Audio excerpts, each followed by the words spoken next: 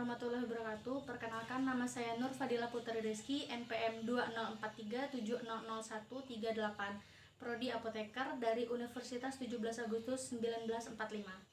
Di sini saya akan melaksanakan konseling dengan penyakit utama pasiennya adalah diare beserta komorbid penyakitnya yaitu gagal jantung atau heart failure. Pre-konselingnya, seorang ibu bernama Fitri datang dengan keluhan mencret-mencret sehari bisa 5 kali dan disertai keluhan capek, sesak nafas, kerang perut, serta pusing dan juga haus terus-menerus. Pasien ini juga disertai dengan penyakit gagal jantung atau heart failure. Silakan masuk. Selamat siang Ibu, silakan duduk. Oke, apakah saya berbicara dengan pasien sendiri? Iya Bu, benar dengan saya sendiri. Baik, boleh saya tahu dengan Ibu siapa saya berbicara?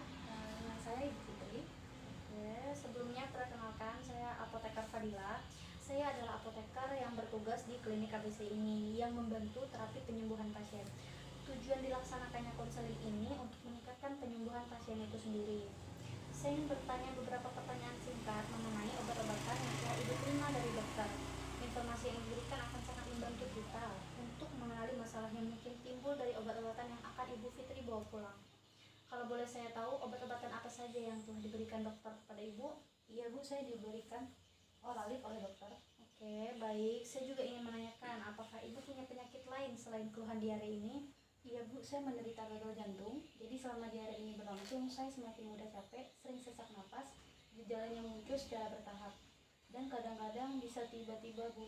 Selain itu, kencing saya juga berwarna kuning pekat. Oke, baik. Ibu, saya ingin menanyakan mengenai penyakit gagal jantung yang Ibu alami, yang Ibu derita. Apakah Ibu sudah mengkonsumsi obat-obatan dari penyakit gagal jantung yang Ibu derita? Iya Bu, saya sedang mengkonsumsi obat furosemid. Oke, baik Bu. Saya akan menjelaskan mengenai beberapa obat yang Ibu sampaikan tadi. Mulai dari cara minumnya, efek sampingnya, cara penyimpanannya, serta penanganan non-farmakologinya. Mohon didengarkan dengan seksama ya Bu. Baik Bu. Oke. Yang pertama saya akan jelaskan cara minumnya. Di sini Ibu bisa minum Oralip dengan takaran 1,2 liter untuk 3 jam pertama. Dan selanjutnya diberikan 300 ml setiap buang air besar ya Bu.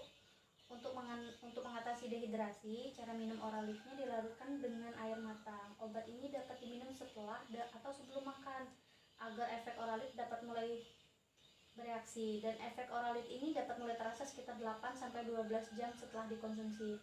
Saya lihat Ibu di sini mengalami dehidrasi karena pas Ibu datang tadi saya lihat Ibu seperti mengalami bibir pecah-pecah, bibir kering, seperti haus, serta matanya merah. Dengar ya Bu? Iya Bu. Nah, dan mengenai obat gagal jantung, furosemid yang telah diberikan oleh dokter tadi itu efeknya adalah pusing, vertigo, mual dan muntah, serta diare dan sembelit. Berarti menyambung ya Bu dari penyakit yang Ibu alami diare tadi itu dikarenakan oleh penyakit yang Ibu derita sekarang. Jadi diare Ibu ini adalah salah satu efek samping yang terjadi dari furosemid yang Ibu konsumsi. Seperti kondisi lingkungan atau makanan yang terkontaminasi. Sampai sini Ibu paham? Iya Bu, saya mengerti.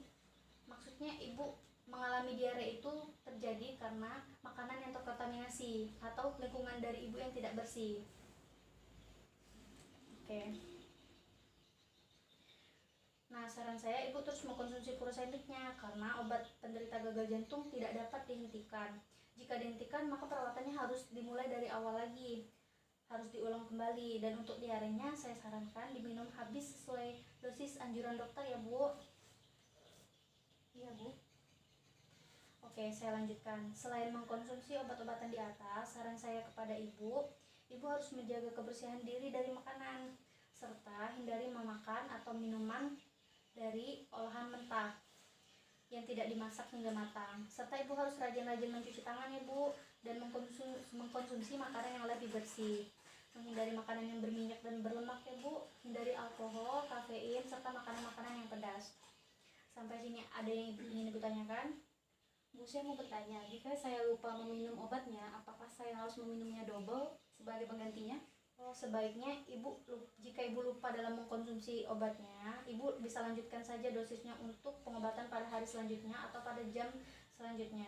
Karena jika ibu meminum dengan dosis ganda, akan ditakutkan mengalami kelebihan dosis dan efeknya akan bahaya terhadap ibu.